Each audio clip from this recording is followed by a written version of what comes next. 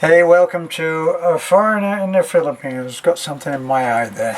Well, we are where we deserve to be. That's my feeling. And for those of you who saw or have been watching the videos that we did with our really like a kind of a rescue attempt with our friend Mitch, and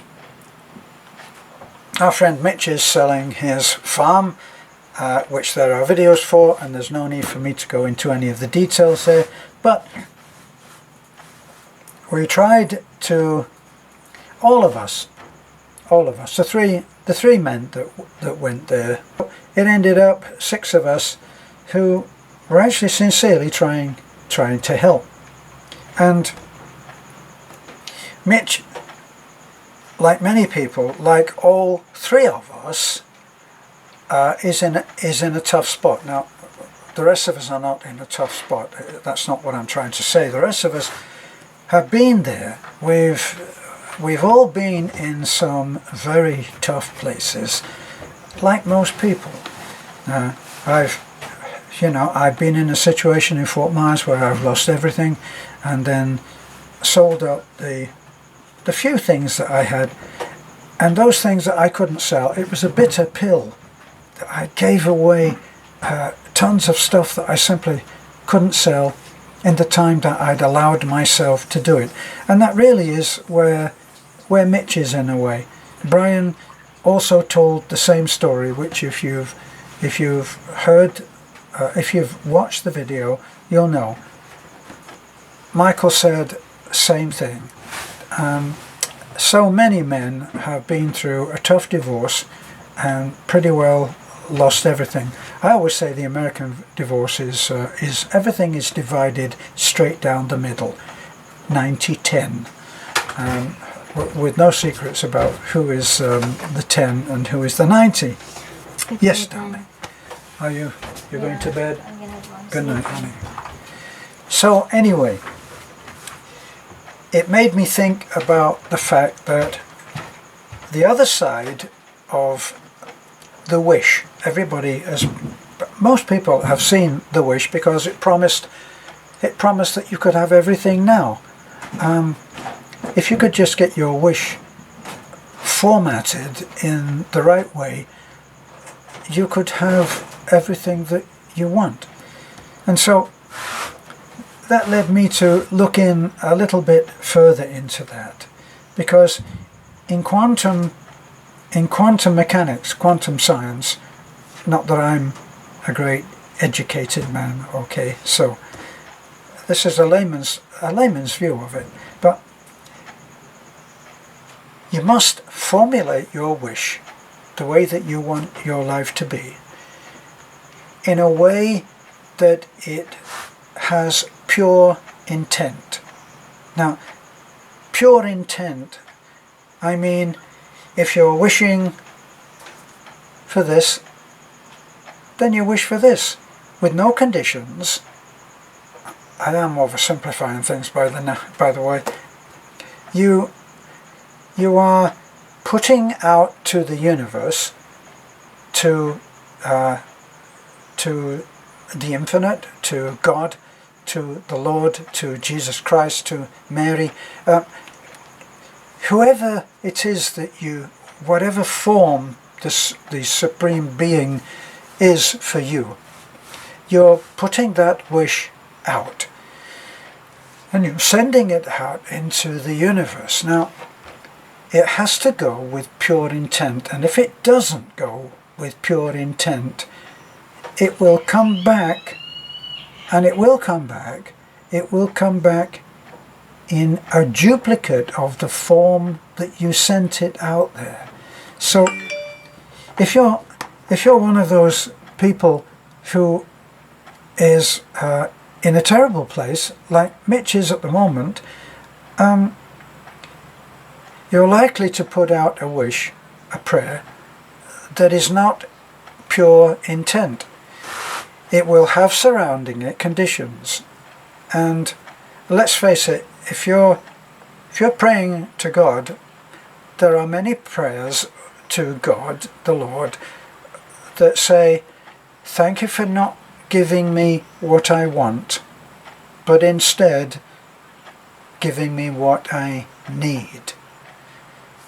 So the need and the wish and the want all have to be reconciled, so that when it goes out, you're not putting out a condition like, I'm very unhappy, but I would be much happier if I could have this wish.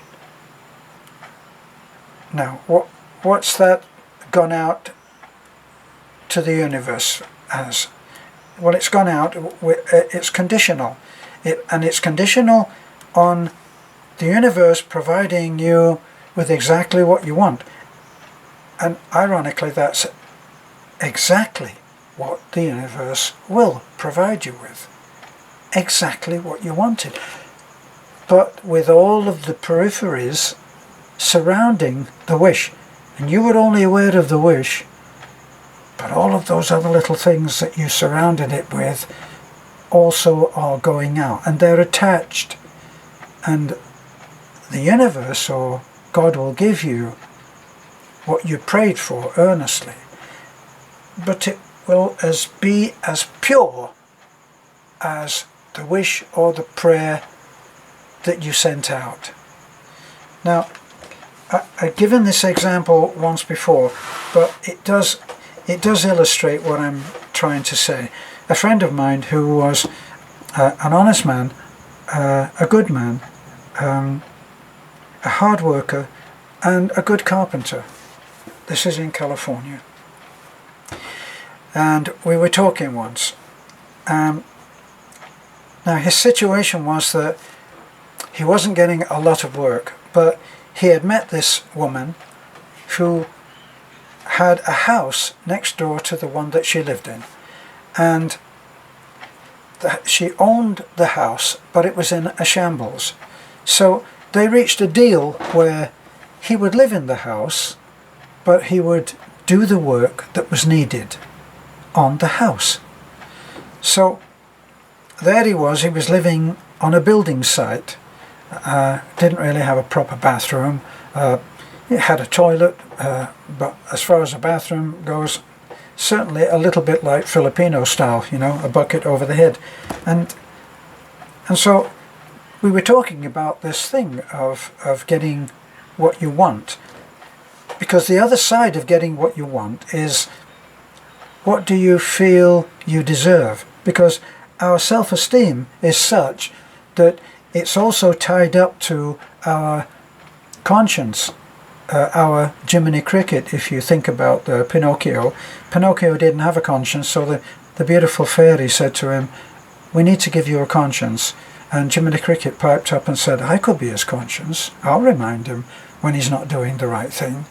So we don't have a Jiminy Cricket, but of sorts. So we are here, and the one thing that we can't hide from, we can pretend we can hide from the universe, or from God, or Lord, or Jesus. We can pretend that we can hide from them, and sometimes we can pull it off. The person, thing, entity, aspect of ourselves that we can't hide anything from is our Jiminy Cricket, because he sees everything. He, she, it sees everything, and it's watching. And as you do stuff which is either good or bad or somewhere in between, it records it, and it's watching, and it's like it's over there, and it's saying, yes, what was that, a day off work, lying, day off school, absent. It's taking it all down, and then based on what it sees, it monitors your self-esteem. So now when you actually say to someone, I never lie, Jiminy Cricket is going at the back going, yeah, right. Because he's monitored your self-esteem, and your self-esteem will not allow you to actually say things which are not true. But at the same time, it actually does monitor what you deserve. And what you deserve is monitored and set by how much your self-esteem is in line with what you know is right and wrong.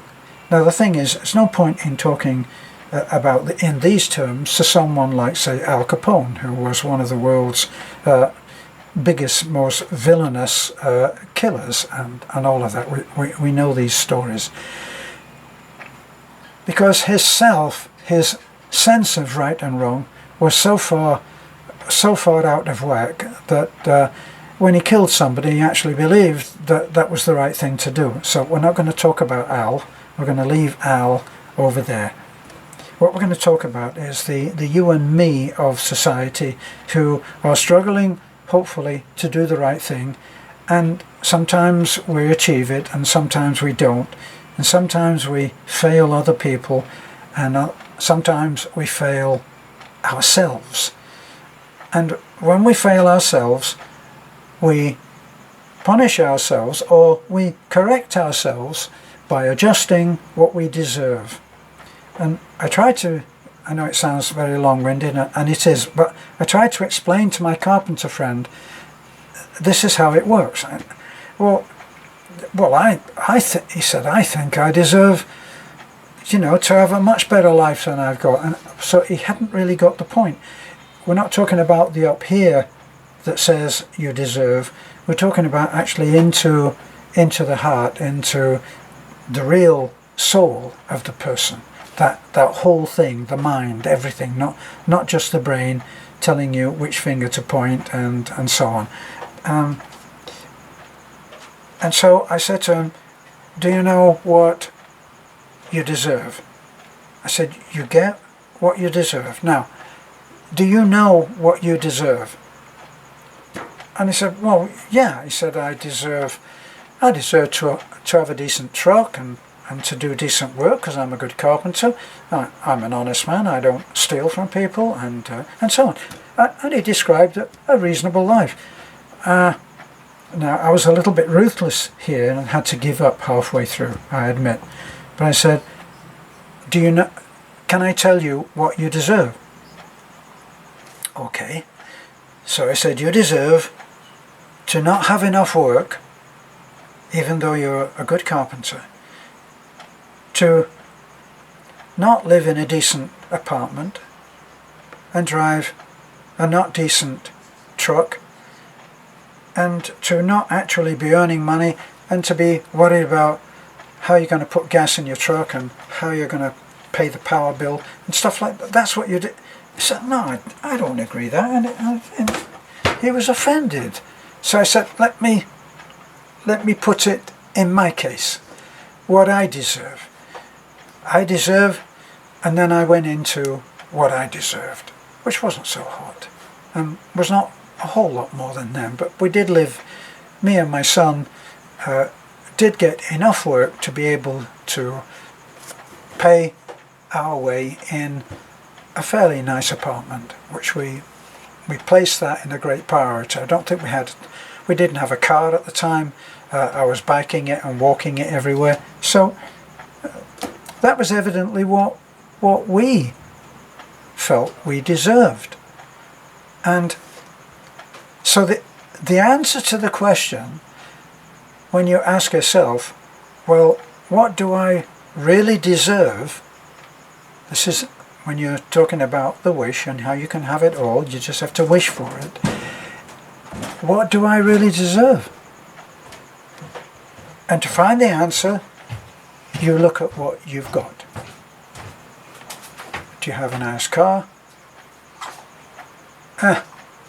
What happened?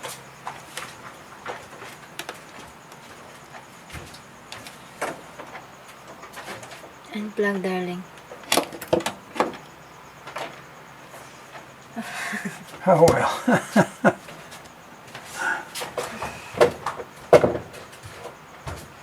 Well, we're having an energy crisis here.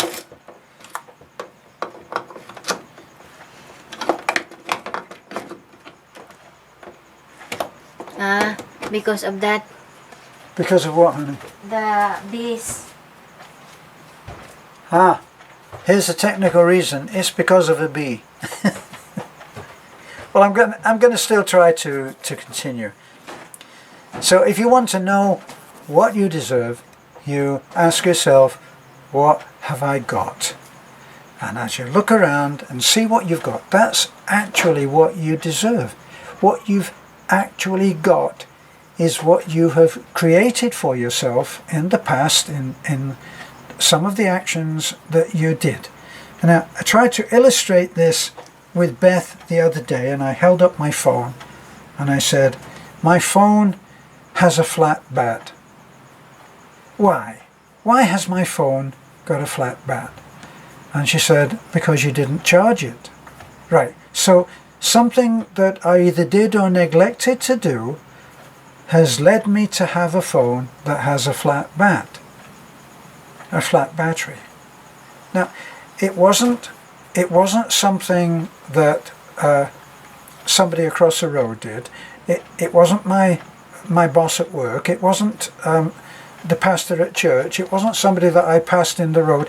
It was something that I did in my life area that gave me the flat bat because I neglected to do something I should have done. Now, that's the oversimplification. If you look at all of the other things that you have either done, which you shouldn't have done, or failed to do what you should have done, that has led you now, the success or the failure level of all of that has led you to where you are right now. Nothing more, nothing less. That's actually what you deserve. You have got what you deserve. And just in the way that it's easy to see it for a flat battery, it's not so easy to see it that your life can be falling around your ears, and if you are absolutely devastated by it, it's where you deserve to be. Now, I know that I'm going to get a lot of flack about this because they say, I know people that, I know people. Does that mean that somebody that's dying, or a child of 4 who's dying of cancer, they don't know? There's a much bigger plan overall. Sometimes a child coming into this life and forfeiting his life teaches the people around him.